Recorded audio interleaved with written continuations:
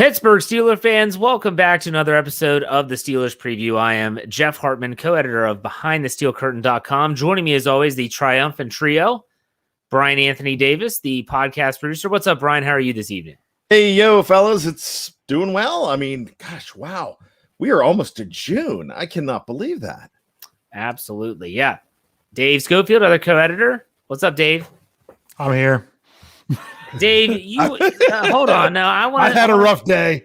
Let's talk, Dave. We need to chat a little bit. So, Dave wanted to have a little moment. I'm going to give him his moment, and it was because it was a little snafu on the Steelers Stat Geek today, and it wasn't a big mistake, but Dave took it really serious. It was a big mistake. I was like, Dave, it's okay. Mistake. It's okay, Dave. No one's going to know. And he's like, no, I'm not putting this out on.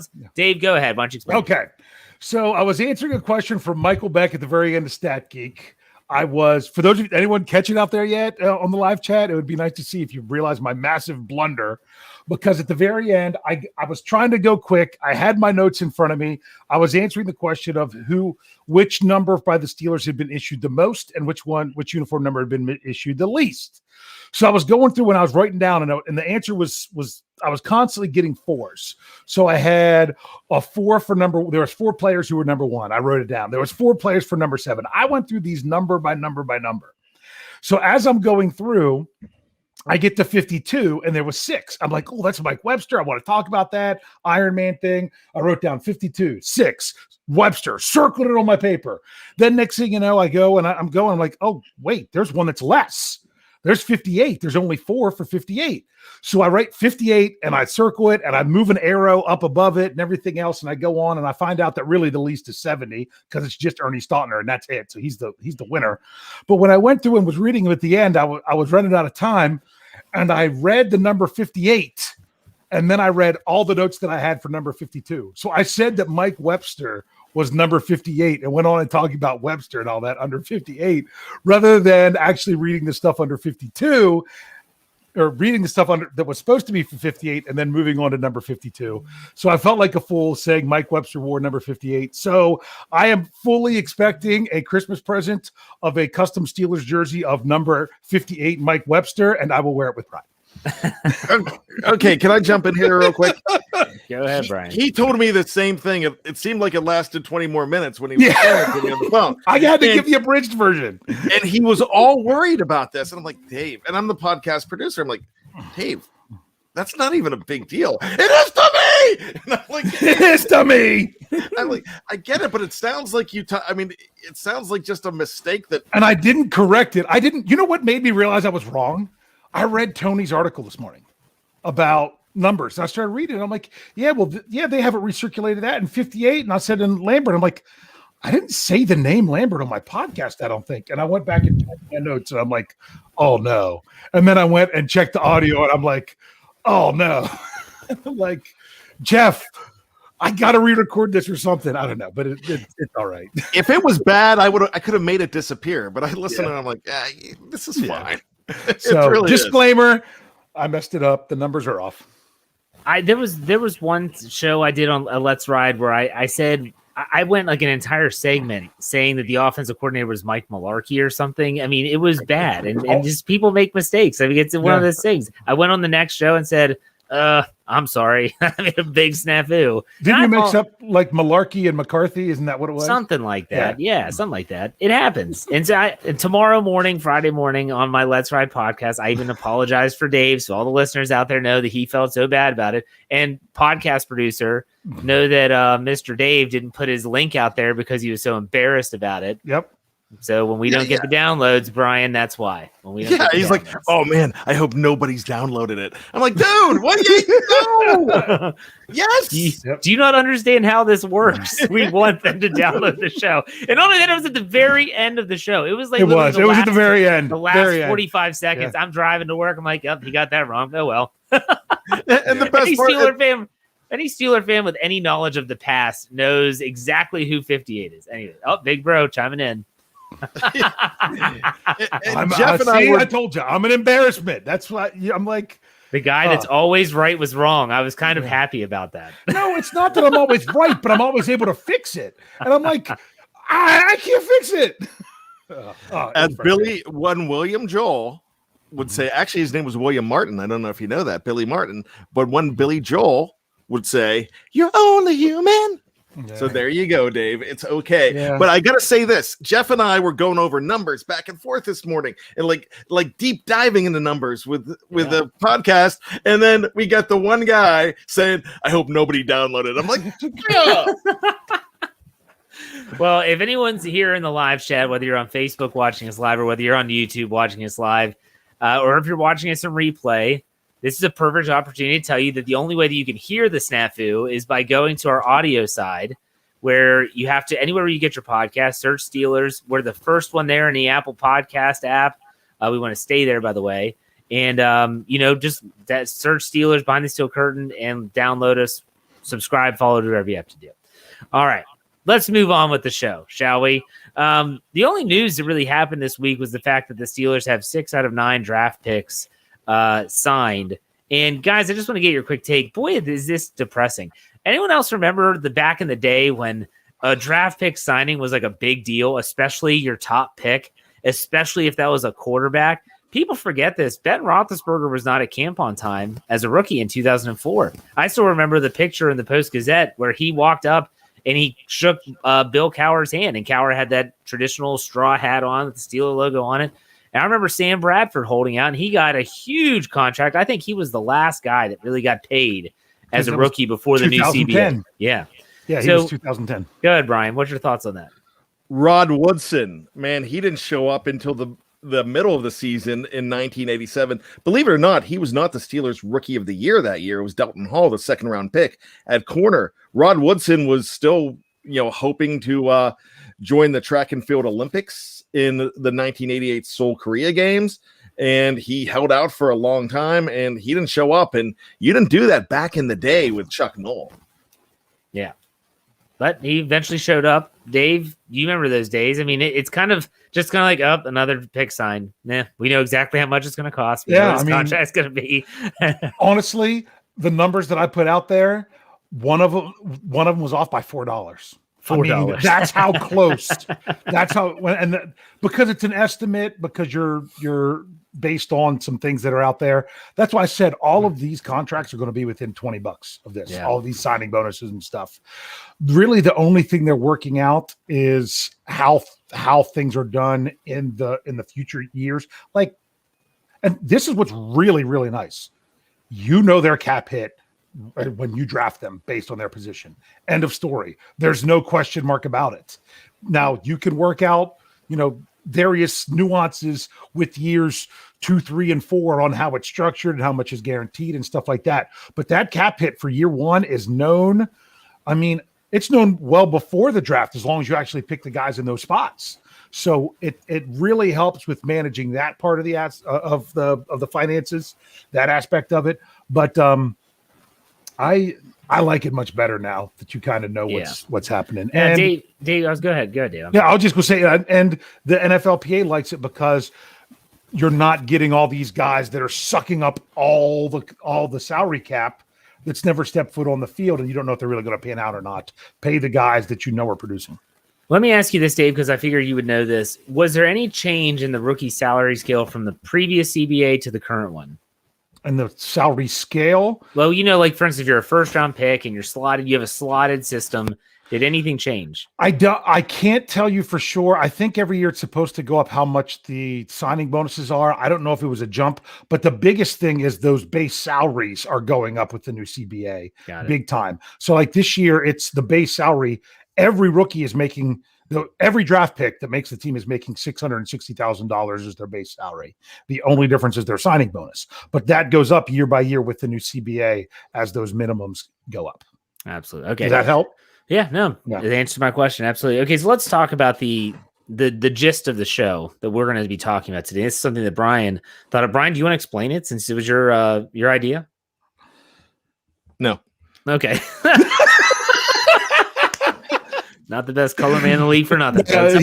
I'm taking over saying many words and for bad tonight so far. Okay, so I can do it, Bryan. You're fine. You're fine. Go ahead. I was just having fun. So here's the deal: when we're looking at the team and we're looking at the draft picks and we're analyzing these like crazy. Everywhere you go, people want to talk about the draft picks. What I want to talk about is all the turnover that we had with the Pittsburgh Steelers on the coaching staff. And there was a lot of it. So there's a lot of new faces. There's a lot of guys that were on the team as far as the coaching staff goes, but in a different spot too. And so I want to talk about your confidence in the coaching staff. This is not a Mike Tomlin thing. This is the assistant coaching staff.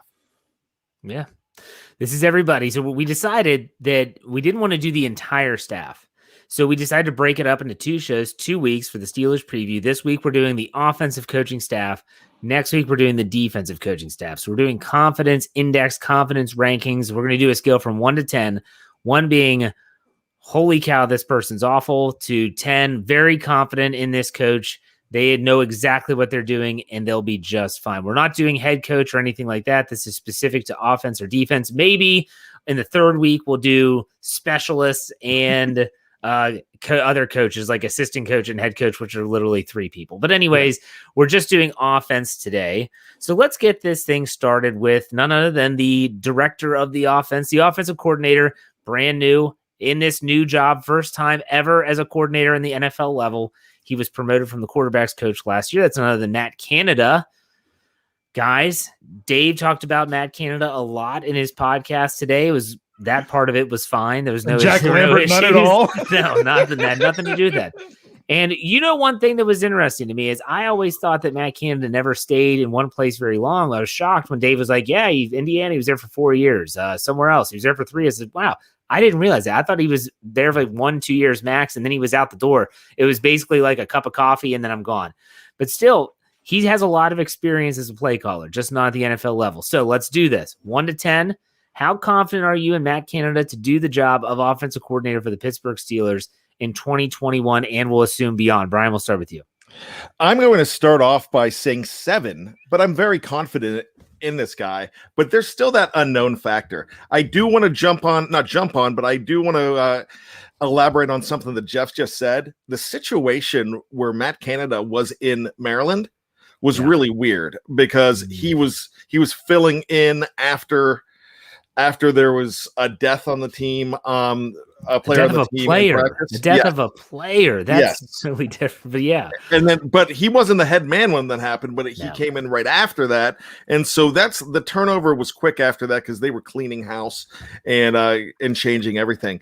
But a lot of fans from Maryland, I'm sorry to interrupt you, Brian. No, that's okay. A lot of Maryland fans wanted him to be the head coach. Yeah. They liked what he did in that one in interim status. And I know I work with several Big Terps fans, and they were really, really upset when they let him go. And they said, oh my gosh, he was so good. He did a great job. Go ahead. I digress. No, I think that's a really good point. So, that's one of those things that you definitely need to look at. And if you're really worried about Matt Canada leaving Pittsburgh, that'd be a great thing because that means he's having success right away.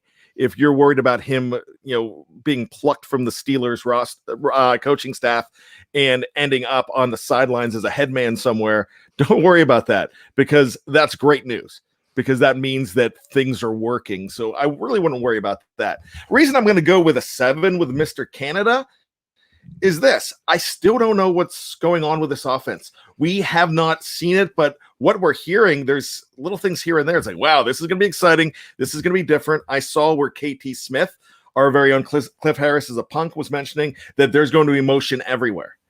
The only thing that scares me about motion everywhere, my least favorite penalty, the one that the Steelers seem to commit a lot, that drives me crazy, is illegal formation. And I'm just wondering how many illegal formations are we going to see? But if this is put together right, it should be exciting. There was a bland offense, predictable offense, not just last year, the last few years. I remember sitting at a game with Dave Schofield, and every time they said number 72 is eligible, Zach Banner comes in and goes, oh, it's a run. And it was, and when he said that at first, I'm like, yeah, I like the Zach Banner thing. Then when he said that, I'm like, yeah, we know it's a run. And it's so predictable, and everything is completely predictable. So if you take the predictability away and you have guys flying all over, as long as they're not getting that illegal motion penalty, I'm going to be happy. Bryan, if you're going to call what Randy Fichtner's offense was vanilla, that's bad on it's not doing vanilla ice cream or anything vanilla service, because vanilla is actually really good. Vanilla's a great flavor. I'm going to call it cardboard, and I'm still talking about eating. Okay.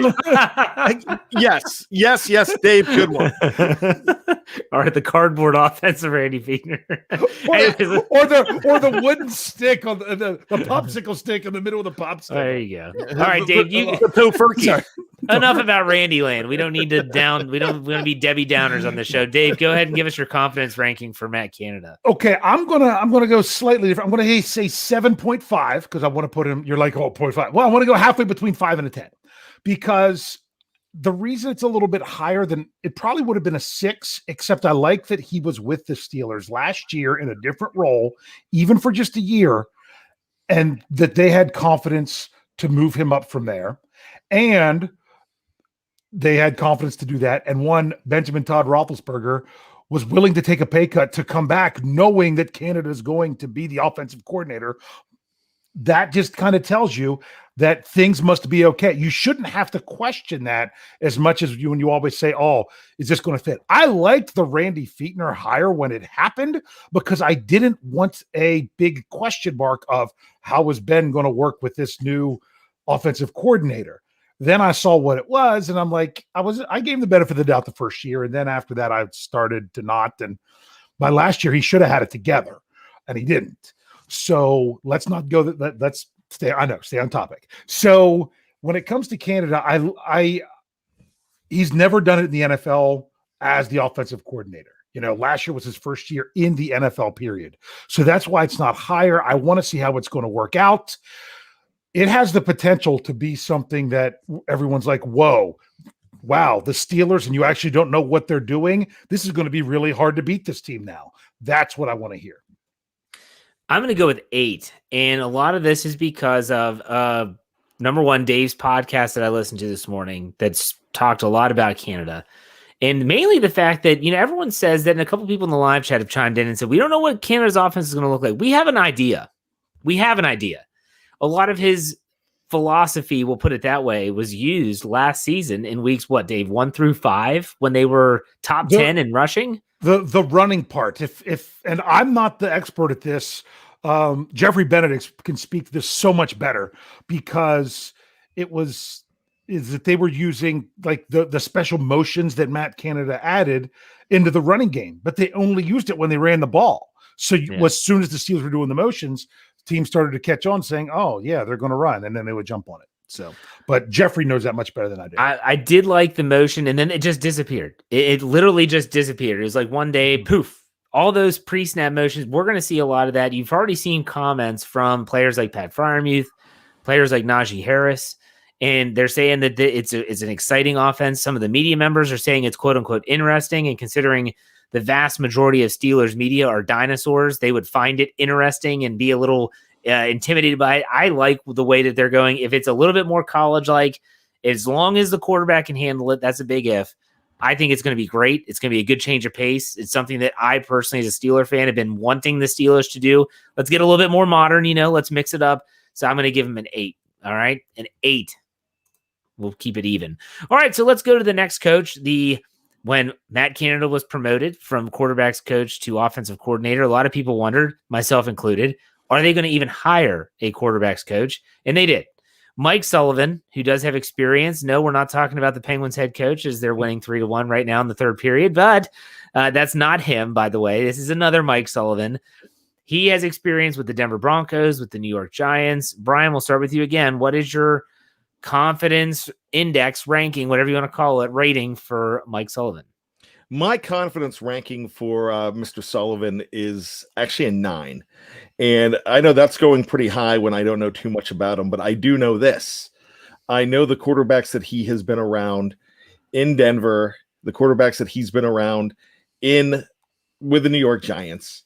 And the one thing that everybody says about this guy is he is great in a locker room, great in a quarterback room. And that's the big thing. And for me, I think that's huge because this is a guy that that Ben Roethlisberger probably rubber stamped this one if it's a quarterback coach. And that's something that you need to look at a little bit more than Ben Roethlisberger with the offensive coordinator. You want to appease Ben a little bit more with the quarterback coach, because that's the guy that he will be working with all the time. And you're saying, well, he's going to be an 18-year veteran. He doesn't need a quarterback coach. But Ben uses those guys. Ben uses them as sounding boards. And for the other guys in the room, I think this is just an absolutely great hire. I love everything that I'm hearing about Mike Sullivan, but I like the fact that, one, he holds these players accountable, but two, they love him. So that's good enough for me. I don't think it's Matt Canada was the quarterback coach last year, but we knew he was the OC in training. This is a guy that's not really an OC in training. This guy's a guy to come in here and at his age do the job and make sure that and just build on his legacy. So I'm really liking this.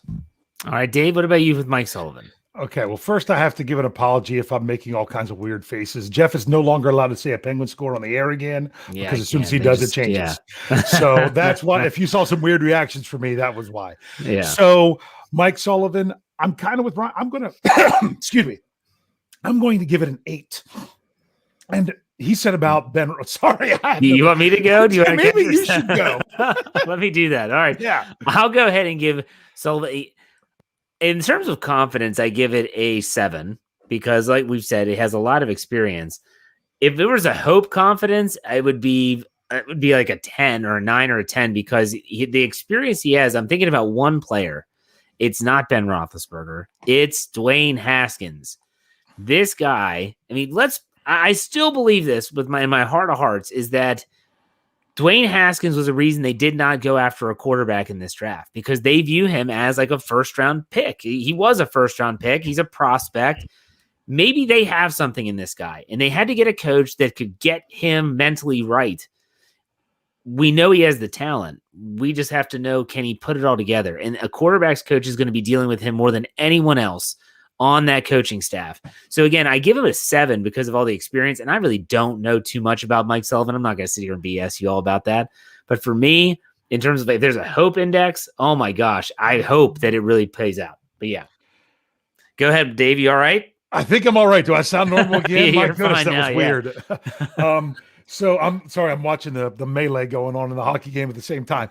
So when it comes to Mike Sullivan, one thing that Bryan said that I actually don't necessarily line up with is the whole Ben Roethlisberger rubber stamp. I don't feel a quarterback's coach has anything to do with Ben Roethlisberger.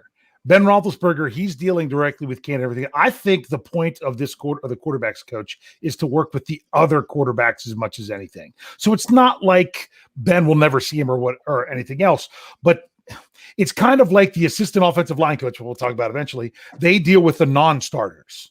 You know what I'm saying? That's almost kind of like because the quarterback is so much with the offensive coordinator stuff. I have a feeling that you're going to see some, but Mike Sullivan is going to be more for those other guys for them to draw on, and hopefully he can still bring something to Ben as well. But I'm just saying, I think that's going to be his biggest job, and I like that he has experience with it, so that's why I'm going to give it that. I have a lot of confidence there. That's we both were kind of on board with Canada. Sullivan's a different guy in terms of his job, and that's what you brought up. Good point there, Dave. All right, let's go with wide receivers coach Ike Hilliard. He was with the team last year. That was his first year with the Steelers. Former player, played in Tampa Bay when Mike Tomlin got his start as a defensive backs coach down there with Tony Dungy. We have a year of seeing Ike Hilliard came into a tough spot after Darryl Drake passed away in training camp the year prior. Guys, what do you think? Confidence index, Bryan. What do you have with Ike Hilliard? I was confident with Ike Hilliard last year. I'm going to go ahead and give him an 8. And one of the things about this whole exercise, it really doesn't have too much to do with the players. It's how they react and how they guide these players. So I will say this: if there was any problem with the receivers last year, there were two things. One, Ike Hilliard's not dropping the football for these guys. And that happened later in the year. But two was the routes, and it was the scheme.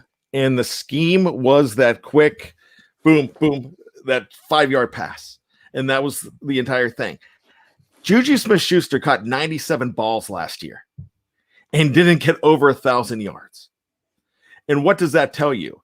That tells you all about the scheme. This goes back to what the offensive coordinator is going to do with it. But I really don't have a problem at all with what Ike Hilliard did. He has the ear of the guys in the room. And that's I don't have a problem with him whatsoever.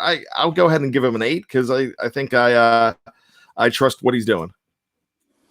All right, Dave, what do you think? He gave an 8.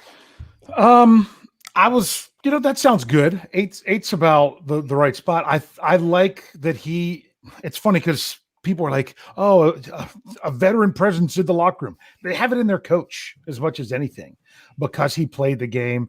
It seemed to work out pretty well last year. I didn't see anything that seemed like he was holding them back. So therefore, that's why you must feel that he was doing a solid job. So I'm just going to leave it at that.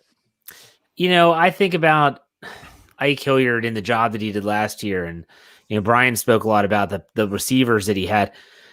Do you say, do you give any credit to him for, it seemed like Deontay Johnson kind of got out of his funk with the drops? Do you credit any of that to the coach? Do you credit any of the coach for the drops? Maybe a lack of focus? I don't know. I'm going to give him a 7. I think that he's a really good coach. I think he's still kind of finding his own way. Again, really tough situation for him in Pittsburgh. Darryl Drake was beloved by every single member of the team, let alone the receivers that he worked so closely with. I would definitely think that that's a difficult situation. He has a year under his belt. I expect it to go up this year, but I'll give him a 7. All right, let's continue here. We're now on to do we want to do assistants? I know we talked about this before. Let's do it. Assistant wide receivers coach is Blaine Stewart. And the reason we'll bring this up is because he is the son of the late West Virginia University coach, Bill Stewart. And Bill Stewart gave Mike Tomlin his very first coaching job. And it wasn't at West Virginia. I can't remember the school. But still, Mike Tomlin has always looked after Blaine. He's been on the staff for a long time and got promoted from just like a assistant to now he's the assistant wide receivers coach. You can speak on that if you'd like, Bryan. That's all I was going to really say. Yeah, I know nothing about him, but I did have season tickets back in the days with Rich Rodriguez when Bill Stewart was the assistant. He was beloved. They absolutely this guy was great. And he was, he wasn't there long because he did pass away. He was pretty old when he got the job. But the thing about him, he was an offensive genius. And the guys that you could remember that I mostly remember him being around were guys like Pat White and Steve Slayton. And no, those guys didn't do much in the pros, but those guys, he was really an offensively minded guy. So I'll say with Blaine here, with his son, I'm sure he's learned a lot of tricks from his dad. He's probably a good offensive mind too. He might have a future in this league. I can only give him an incomplete because I just don't know anything about him. There you go. VMI, Virginia. Thank you, Master of Puppets in the live chat, who chimed in and says that VMI was Tomlin's first gig. And I'm pretty sure that, Stewart was the coach. Dave, anything to add? Yeah, they care enough to keep having him around in various roles. So I don't know how important it is to have an assistant wide receivers coach. So we'll give him an incomplete. Yeah, I think it's just more like to talk about the coaching staff. I don't know if we give a confidence rating for an assistant wide receivers coach, but yeah. And you know what I think of Pat White, what I think of? When I thought he was dead on the field after Ike Taylor hit him when he was in Miami. Do y'all remember that hit? Oh, was that Ike? Yes. I thought it was James Ferrier. So I'm pretty sure it was Ike. It was on the sideline. Oh, I remember he was bloody. He was just a bloody mess. He wasn't moving. I thought he was dead. Yeah. I remember looking at my brother saying, holy cow, I think he's dead. I think we just saw a player die on the field. Last game of the season in 2009 in Miami. Yeah, that's what I remember about Pat White. All right, let's move on here. We'll do one more for our first break. We'll go to the tight ends coach, Alfredo Roberts. Alfredo, what a funny name. I don't know why. Fettuccine Alfredo. It's like on Elf, Francisco. That's fun to say. All right. So Alfredo Roberts does have a history in the NFL. He's been a coach for a long time, played in the National Football League, I believe, for the Cowboys, won a Super Bowl, I think, with the Cowboys. I don't know if that was in 95 or not, but still. Bryan, what's your confidence? It's the first year for him as a tight ends coach. What do you think? He's coming in with some pretty good tight ends here. He's got a young one to mold. He's coming in with a veteran that, a lot of people are really down on Eric Ebron. I'm not, because I think when you look at a 16-game season and he had 7 drops, I don't think that's as egregious as a lot of people say, because we are going to see so many people in the live chat goes, oh, Ebron drops the ball like crazy. Can he put stickum on Ebron's hands? Ebron's not as bad as you think. In fact, he's going to have some really good players to work with. He comes highly recommended. Chef recommends. So with George Costanza, Clams Casino. So I'll go ahead and say, a 7, because he comes in, with a good name. I mean, I'm not talking about how cool Alfredo is. He comes in with a good reputation. Excuse me. There you go. All right, Dave, what about you? Yeah, like I continually remind people, something that Jeffrey Benedict pointed out when we were doing our Vertex articles, is that Ebron only had 2 drops on the season up until he hit more snaps than he'd ever played before the season. So that's when he started dropping more. So keep that in mind, that it wasn't a ton of drops until after that point. But when it comes to Coach Roberts, I don't have a lot of high expectations, but I don't think the success of the season hinges on how great the tight ends coach is, if you know what I mean. So I'm going 5. Yeah, I was going to say 6 because he has experience, but we'll see. Pat Freiermuth is now under his tutelage, so that's going to be important to see whether he can mold him into something. I think the fact that he played in the National Football League means something. So there you go, Alfredo Roberts. Some people are saying, who? It's a new tight ends coach. Come on, guys, let's go. All right, we're going to take a quick break on the audio side. Make sure you check out part 2. We're going to talk about the rest of the coaching staff. We're going to go over trivia, etc. Also, if you're watching live on Facebook or YouTube, don't go anywhere because we're not going anywhere. Be right back.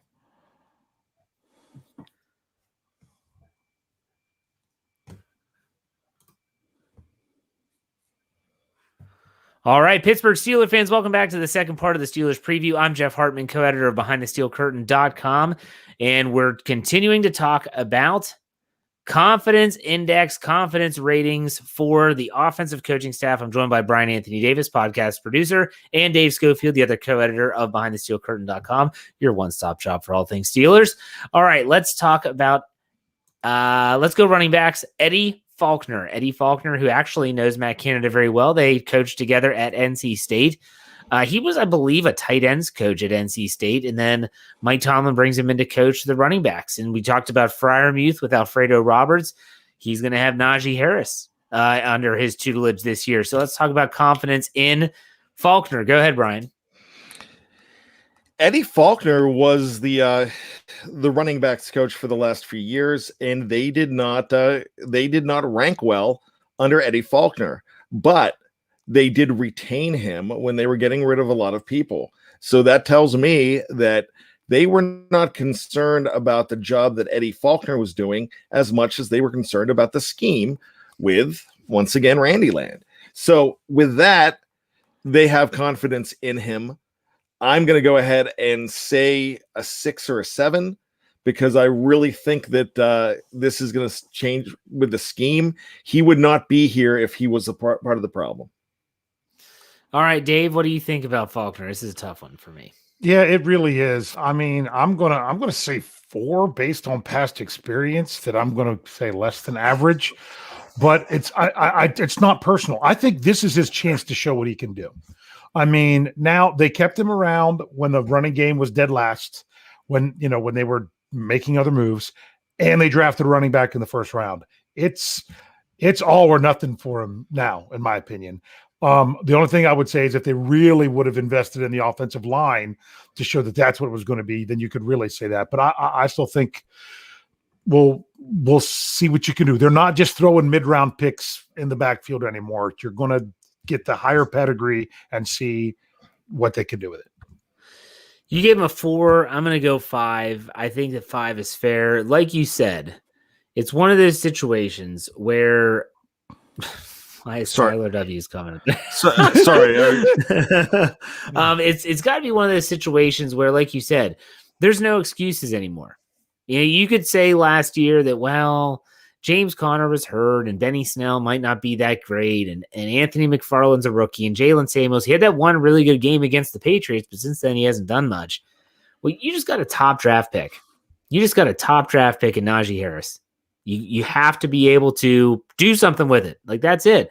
And so there's a lot of people in the live chat that are saying, like, some are saying a decent score for Fichtner, you know, in terms of confidence ranking. Some are saying -4s, -8s. There's a lot of people that don't like him. I don't necessarily put all of the onus on the lack of a running game on the running backs coach. I mean, am I nuts for thinking that, guys? I mean, it's I don't know. It's the running backs coach. He's not out there choosing the. We don't know what they were asking him to do. Well, I mean, but you know what I'm saying? Honestly, like, let me plug this article in this series because there's another one coming up Friday. Kevin Smith, our Cliff Harris still a punk behind the steel curtain, has been diagnosed. He's doing a 3-part film room series on the issues with the running game. Go and look at part 1. Seriously, he looks at the Bengals game on Monday Night Football where the Steelers lose, and he diagrams everything that went wrong. And let me tell you this, never once did he say Benny Snell did that because Eddie Fichtner told him to do that. You know, Benny Snell doesn't have good vision. He doesn't have good lateral speed. So take it for what it's worth. Bryan, is there anything you want to say? Yeah, you know what? Dave mentioned it earlier. The first 5 games of the season, the running game was there. They were the first team to have a 100-yard rusher in the first 3 games of the season. Pittsburgh had a running game going. Like Dave said, it stopped. So if you are going to say, hey, have you seen our running backs last season? If you're just going to bust on everything, then you're not looking at the big picture. Then you have myopia. You're just looking at one thing. And so, yeah, if they're keeping this guy around, they're keeping him around because they see what we don't see. I'm sorry, on your TV, on my TV at home, I don't know what's going on in that Steeler playoff bubble. I just don't know. But they know. They're evaluating the talent just the same with the drafting. So come on, give this, I mean, have 20/20 vision. Well, and let's also remember, like you said, the Steelers pretty much, this is as close to clearing house as they get. And that's the Steelers front office. Would you agree? This offseason, this past offseason was as close as they will get to clearing house. Am I right? You guys agree with that? Dave, Yeah. You agree with that? Yeah, I would say. I mean, I don't know. You got rid of the offensive coordinator. Yeah. You got rid of the defensive backs coach. You got the tight end coach retired. I mean, maybe not clearing house, but having to replace a lot of coaches had to happen. So he made the cut. We'll put it that way. All right. Let's go on to a coach I'm actually really excited about for a lot of reasons. That's the offensive line coach, Adrian Clem, former player. I think that really does matter. Hey, this guy played. He played. I know he played in New England. I know he played in Green Bay. I'm not sure if he had any other stops along the way. He did spend 2 years as an assistant with the Steelers under Sean Surratt. But guys, what's your confidence? This is his first time being the guy on the offensive line. What do you think, Bryan? What's your confidence rating? My confidence rating is a 10. And I'm going to tell you why it's a 10. Yeah, that's lofty. Because when he was hired, the 3 of us on this show were like, you know, it's a guy from in-house. Shouldn't they be cleaning house? And we weren't loving it at first. One, because we just didn't know about this guy. But then you have guys on the offensive line, and not just the offensive line. You have Cam Hayward coming out and saying, man, this is a great promotion. And they're talking about Adrian Clem, how much they believe in this guy. And yeah, he was there last year when it was bad. But I was in a position 20-some years ago when I was the assistant manager at an enterprise rent-a-car, and things were going bad, and I could not put my system together because the manager was completely off their rocker. And so they were going to, when they got rid of this manager, they were talking about, I said, well, am I eligible for it? They're eligible, but you know, the whole ship's going on, so maybe we should get a whole going down. Maybe we should get a whole new crew. I'm like, man, you got to give me a chance. Let me implement my thing. In 3 months, we were number one. So in the region. So just because he was there when things were going bad, just like the Matt Canada thing, the Adrian Clem thing is a big deal because these guys will fight for him. They were cheering when he got the job. They are ready. And if you have the players believe in you and know what he brings to the table, then that just trumps everything that I thought that first night. Yeah, and someone was asking, did Clem have any say last season? From what I've heard about that. Oh, go ahead, Dave. Go ahead. Then what I was going to say is I have him at a 7. I would have been more around a 5 just because of they interviewed him and then they didn't hire anyone for forever while they looked at other people. And it's almost like they came back and said, well, okay, well, guess we'll do it. I mean, it seemed like they settled. I don't know if that's but that's not necessarily bad. But then you hear about, well, he's the guy working with the guys who are the non-starters as he is assistant offensive line coach. And a lot of the readiness of Kevin Dotson was attributed to Clem, from what I understand. Is that what you're going to say, Jeff? Well, Ramon Foster came out and said that the assistant offensive line coach typically works with the individual and or young players. So he accredited a lot of the success last season with Chukwuekwor, for whether you like him or not, and Kevin Dotson to Clem, because he's the offensive line coach. The head offensive line coach is really working with the offensive coordinator a lot. They're putting the plan in place. It's the assistant that is having a lot of meetings with one-on-one players and working on their skill sets and stuff like that. So the Kevin Dotson success, a lot of that can be tied directly to Adrian Clem. That's what I was going to say. Yeah. And I honestly, I liked listening to him whenever they had lineman draft picks. I really felt like I could listen to him. But I don't want to have high expectations. I had high expectations for Sean Surratt based on how the Steelers felt about him. And then that kind of fell away a little bit. It's a good point there, Dave. Do you remember any players saying the things about Surratt when he was hired? I'm not saying they didn't. They did.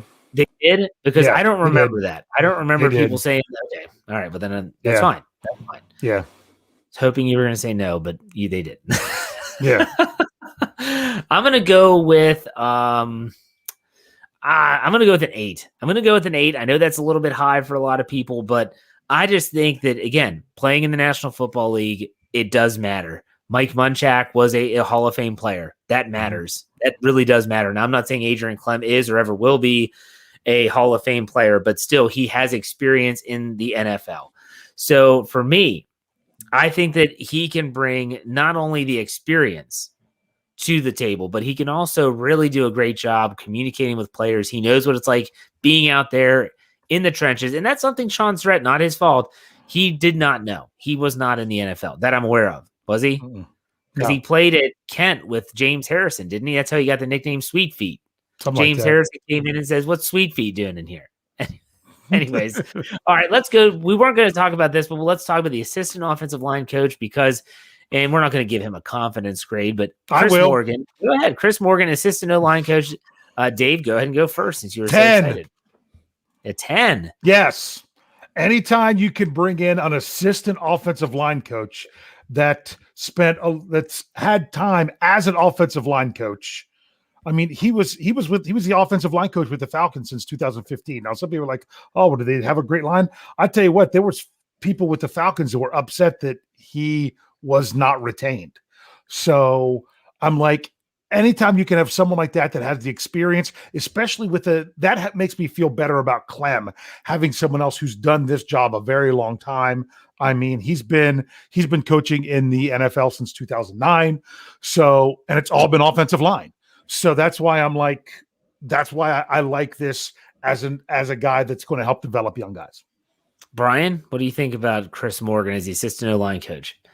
I don't know many offensive line coaches. I don't know many assistant offensive line coaches. I think I know one, and it's Mike Munchak, just because I know who he is, and he was here. And there was the guy forever, and I can't remember his name, but the guy in New England, and that's probably about it.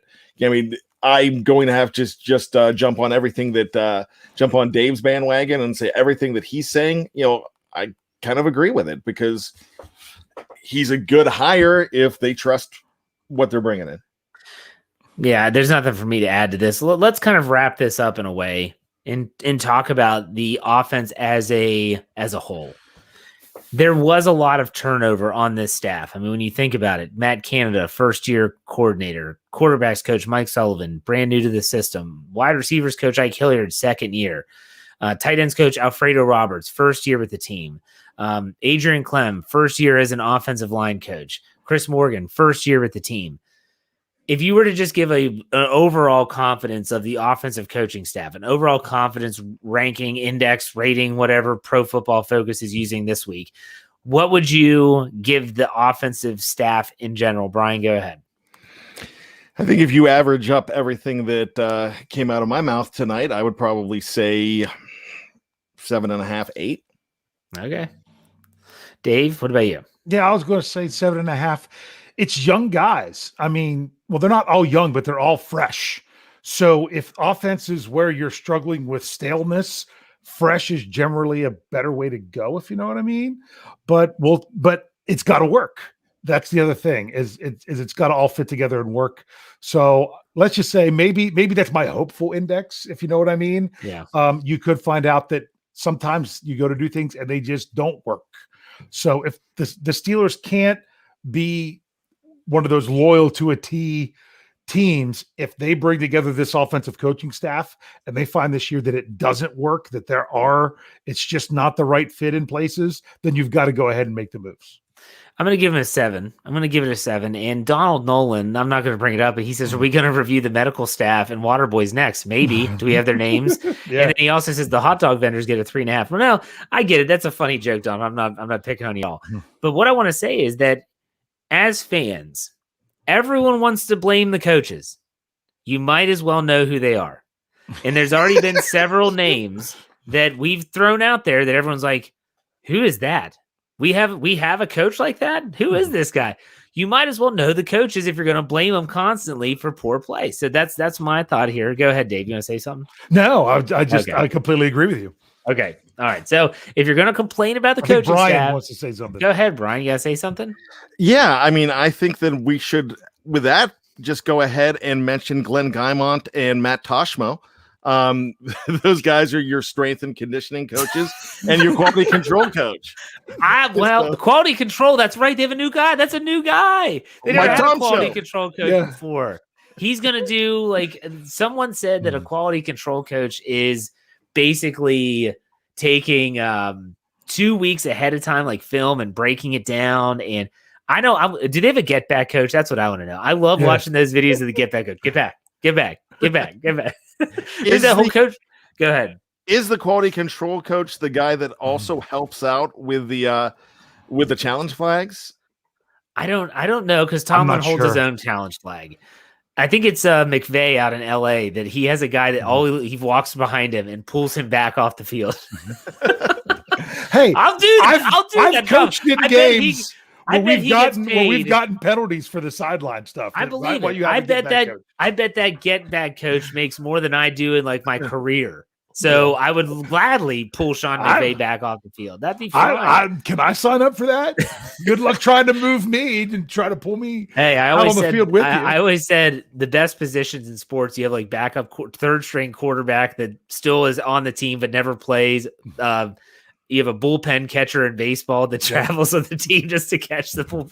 Go ahead, Bryan. If you were a fan of the Steelers in the 90s, then you know this guy, the guy who held the cord for Bill Tomlin's headset. Bill Tomlin? I can picture Bill Tomlin. I'm sorry, Bill Cower. Sorry. I'm sorry, Mike Cower. Was he number 58? Yeah. Bill Tomlin. Hey, I've got editing power. For Bill Cower's headset, you know the guy I'm talking about. I can picture him now. He was every single game. He was right next to him, holding the cord for his headset. Oh, Mr. Hammer's coming out saying this team needs a better nutritionist. Come on, guys. Seriously. No, all it's right. fun. It's fun. All right. Anyways, all right, so Bill Tomlin, he'll be at the Century 3 Mall.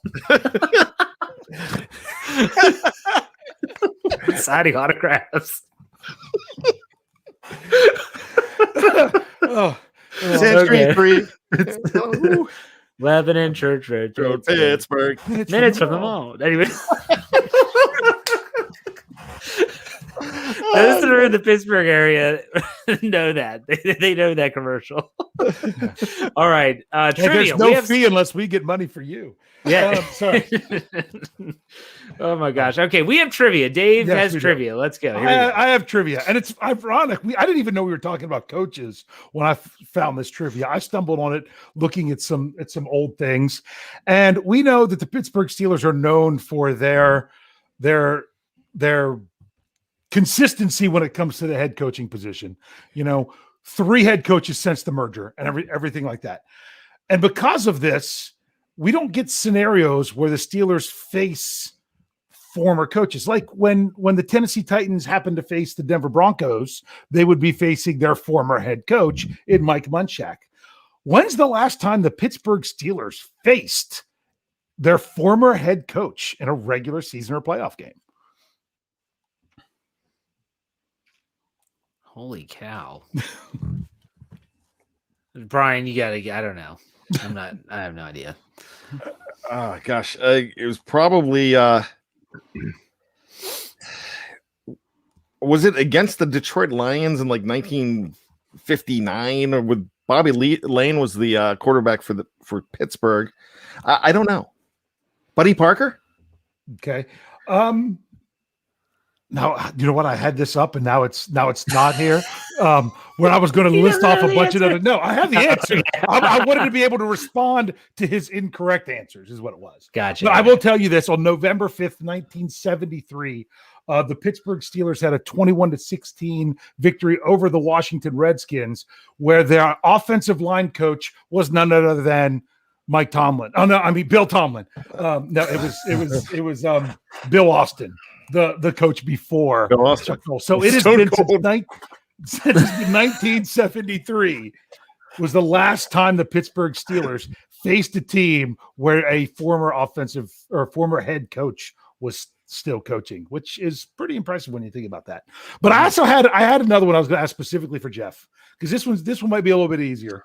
Because all right, it's about Major League. I got it. Here we go. But because this is actually something that you've mentioned before.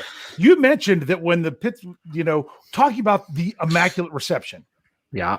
That was, you're like, we got to remind fans. A lot of younger fans don't realize the Steelers didn't win the Super Bowl that year. We know that. The 72, right? Yes. But that play gave the Pittsburgh Steelers 2 firsts in their franchise history. What were those 2 firsts? Well, the first was their first playoff win. Absolutely. That was their first ever playoff win. So started in 1933, and they didn't get their first playoff win until 1972. Okay? Was it their first? Sorry. I'm looking at the live chat. Sorry. Man, I'm never going to let this Bill thing. I'm never going to live this one down. Yeah. So was it their first AFC championship game at home? Because they actually played the Dolphins at home. That's true, but that's not the more impressive first that I'm talking about. That's a little bit more obscure. Okay. There's something that's bigger that people don't realize. I don't know. What is it? That was their first postseason touchdown. Oh, really? In the history of the Pittsburgh Steelers. Wow. Because they had only ever been in one playoff game before that. And I had that up, but I'm not even going to. It was in the 50s, and they played the Philadelphia Eagles and lost 21-0. And the score going up into that point was 7-6 after 2 field goals. So that was their first postseason touchdown in by the Pittsburgh Steelers. That's crazy. That is crazy. It really was the play that started it all. It started their first postseason touchdown, the first postseason win. Unfortunately, it did fall to the undefeated Dolphins the next week, but that was a big deal. I did not realize that was their first touchdown until I stumbled across that. That's really interesting. I never knew that. All right, that's good. Brian, did you have a trivia? Did you see you had one? Yes, I do. All right, And this actually stems from a conversation that we were having earlier in the show. And it made me think about it when Jeff was saying that, hey, remember when we had to worry about guys holding out? Well, back in the day, since the merger, but we had a situation where the first round pick decided to go play in Canada for 2 years instead of playing for the Pittsburgh Steelers. So when he finally came aboard, it's like the Steelers had 2 first-round picks that year. Who was this guy and what year was it? I know this, but I can't remember. Because I've talked about him before, and now suddenly it seems like I can't remember. Jeff, do you have any idea? Nope. 1981, out of the University of Oklahoma, it was Keith Gary. He wore number 92, and he played for the Montreal Alouettes for actually 2 to 3 years. And I think he came in 1984. So they basically had Lewis Lips and Keith Gary as number 1 picks starting as rookies. Well, that's interesting. Very interesting. All right. Well, that wraps it up. Let's do some final thoughts here. Brian, go ahead. Final thoughts before we call it a show. Well, we're getting ready to go into June, and pretty soon we're going to be talking about, even more importantly, training camp. And this entire team is shaping up. And nobody is believing in this team. I'm looking at mock drafts already that has this team picking around 14 or 15 and picking their next quarterback. And, I love it because when you do that, the 53 guys that make this roster have an even bigger chip on their shoulder. And that is so nice to see, because when this team has a chip on the shoulder, they're dangerous. When you don't expect this team, they're even more dangerous. That's a good point. Dave, final thoughts. Yeah, it's kind of becoming a bit of a perfect storm of what I would rather see, but then again, they've got to come through. Brian kind of brought it up. Is that you're talking about? I'm sorry, they just took the lead on my phone. So Seattle has 2 losses. I'm not even paying attention to my own final thoughts because the Pens just scored. I didn't get to see who it was. So Jeff, you'll update me on that. Was it anyways? Sorry, but what I was going to say was that people are down on them. They're not expecting a lot out of the Steelers, so they have a lot to prove, like Bad said. And then everyone's like, oh, that schedule was brutal. That schedule was brutal. You know what? I would rather the Steelers be battle-tested. I really would. I would rather them be battle-tested by a tough schedule than say, oh, have they really been challenged whenever they get there. So I kind of like those couple things together, coming together for this year. Let's fly under the radar. How many times have we said the Steelers play better as underdogs and things like that? So bring it on. I'm excited. We'll see how it goes. I'll almost want to steal my brother's line, but I won't. All right. Wes gives us $2 and says, bad. John DeMaine is the guy who held Bill Cowher, not Bill Tomlin. That was a different guy. Bill Cowher's cord. And there's a lot of that was probably a dangerous job, to be honest with you. Just because of Cowher's demeanor. Like, could you imagine being that guy against the I forget who they were playing when he ran onto the field and stuffed the picture into the official's pocket when they called him for too many men on the field? Oh, that was great. If you're not paying attention, he'll pull you across the field. Yo, I bet. All right. Look, go ahead. I'm sorry, Brian. You go ahead. I was just going to say the only job worse than that is the guy that actually shows up to the Cowher household to take one of his 3 daughters out to the prom. That would be tough. Okay, so I do want to say that we do have some news coming up. The fact that OTAs kick in next week. They start on Monday. There's 3 different sessions, and then minicamp is June 15th, I think, 15th to the 17th.